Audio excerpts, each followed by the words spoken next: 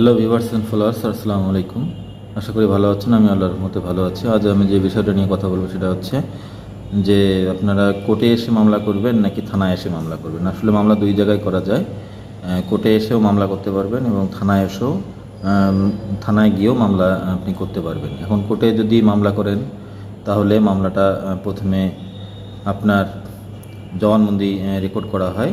জবানবন্দি রেকর্ড করার পরে যদি মনে হয় যে মামলাটা আপনি সত্য মামলা করেছেন তাহলে আসামি মামলাটাকে সিআর রেজিস্টারে নোটেড করা হয় এবং আসামির প্রতি সমন ইস্যু করা হয়। এবং যদি মনে হয় যে মামলাটা তদন্তের প্রয়োজন বা আপনার আর্জি বর্ণিত অভিযোগটি সত্য নাকি মিথ্যা সেটা বিজ্ঞ বিচারকের কাছে যদি প্রতীয়মান বা না হয়, সুস্পষ্ট না হয়, বা উনি যদি মনে করে যে আপনার আর্জি বর্ণিত ঘটনাটা তদন্ত হওয়া দরকার, তখন আপনাকে মামলাটা উনি জবানবন্দি রেকর্ড করে আপনার তদন্তের জন্য পাঠাবেন।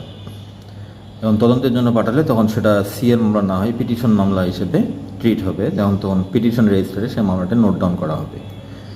এখন কোনটা মামলা সিআর হবে আর কোনটা পিটিশন হবে, যদি সাধারণত কিছু মামলা আছে যে মামলাগুলো সরাসরি আমলে নেওয়া হয়, তার মধ্যে একটি মামলা আছে এনআই একটি মামলা, অর্থাৎ নেগোশিয়েবল ইনস্ট্রুমেন্ট, যে চেকের মামলাগুলো, সেই মামলাগুলোকে সরাসরি আমলে নিয়ে আসামির প্রতি সমন ইস্যু করা হয়। এখন এই মামলাগুলোকে সরাসরি আমলে নেওয়া হয় কেন? আসলে চেকটা যে আপনি দিয়েছেন বা চেকটা প্রথমে ব্যাংকে গিয়ে ভেরিফাইড হয়েছে, সেই ব্যাংকের ম্যানেজার সেখানে সার্টিফিকেট দিয়েছে যে না চেকটা সঠিক আছে। এখন এই জন্য যে এখানে সঠিকতা নিরূপণ করা সম্ভব হচ্ছে এবং বোঝা যাচ্ছে জন্যই মামলাটাকে সরাসরি আমলে নিয়ে আসামির প্রতি সমন ইস্যু করা হয়। হ্যাঁ, তবে এই মামলাটা আবার তদন্তেও দেওয়া হয় যদি মনে করা হয় যে চেকের যে ফিগারটা রয়েছে সেই ফিগারটা অনেক হাই ফিগার এবং এত হাই ফিগারের লেনদেন সাধারণত হয়নি, এরকম মনে হলে তখন সেই মামলাটাকে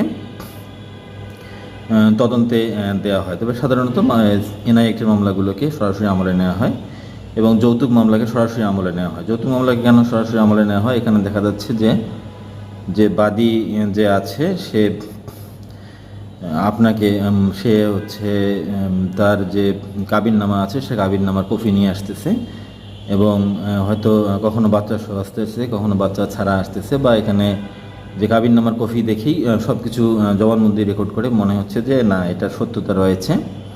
এর জন্য যৌতুক মামলা সরাসরি আমলে নিয়ে সমন ইস্যু করা হয়ে থাকে। আর বাকি যে পেনাল কোর্টের যে মামলাগুলো আছে 143, 447, 323, 427, 506, 324, 307, 379 যে পেনাল কোর্টের মামলাগুলো, এই মামলাগুলোকে তদন্তে পাঠানো হয় এই জন্যই যে আসলে 379 চুরির ঘটনা ঘটলো কিনা, 307 উদ্দেশ্যে গুরুতর জখম করা হয়েছে কিনা, 324 সাধারণ জখম করা হয়েছে কিনা, এই ধরনের যদি কোনো ট্রেস পাওয়া না যায় তো সেক্ষেত্রে মামলাটাকে তদন্তে দেওয়া হয় এবং তদন্তের জন্য সাধারণত থানার ওসির প্রতি বরাবরই দেওয়া হয়। কারণ এই পেনাল কোর্টের মামলাগুলোকে অন্য যে তদন্তকারী কর্মকর্তা আছে, যেমন সমাজসেবা আছে, ফায়ার সার্ভিস বা অন্যান্য যে অফিসের দ্বিতীয় শ্রেণী কর্মকর্তারা আছে, এরা অনেক সময় ধারা বুঝতে পারে না, বা চেয়ারম্যান, এরা অনেক সময় ধারা বুঝতে পারে না এবং ধারা না বোঝার কারণে এরা তদন্ত রিপোর্টটা সঠিকভাবে দিতে পারে না। এই জন্য থানার ওসিকে সাধারণত এর বিষয়ে তদন্ত দেওয়া হয় এবং তদন্ত রিপোর্ট আসার যদি সত্যতা আসে বা আংশিক সত্যতা আসে, তারপরে এই তদন্ত রিপোর্ট আসার পরে মামলাটাকে আমলে নিয়ে সিআর রেজিস্টারে নোটেড করা হয় এবং তারপরে মামলাটাকে আসামির প্রতি সমন ইস্যু করা হয়। তো এই ছিল কোর্টে এসে মামলা করলে দুই ধরনের মামলা হবে, প্রথমত সিআর মামলা, তারপরে পিটিশন মামলা অথবা পিটিশন মামলা। পিটিশন থেকে সিআর হবে, আর সিআর মামলা হলে সরাসরি আমলে নিয়ে আসামির প্রতি সমন ইস্যু করা হবে। আর পিটিশন মামলা যদি হয় তাহলে পিটিশন মামলাটা আগে তদন্ত রিপোর্ট আসবে, আসার পরে সিআর হওয়ার পরে তারপরে আসামির প্রতি সমন ইস্যু করা হবে। এই ছিল কোর্টে এসে মামলা করলে দুই ধরনের মামলা হয়।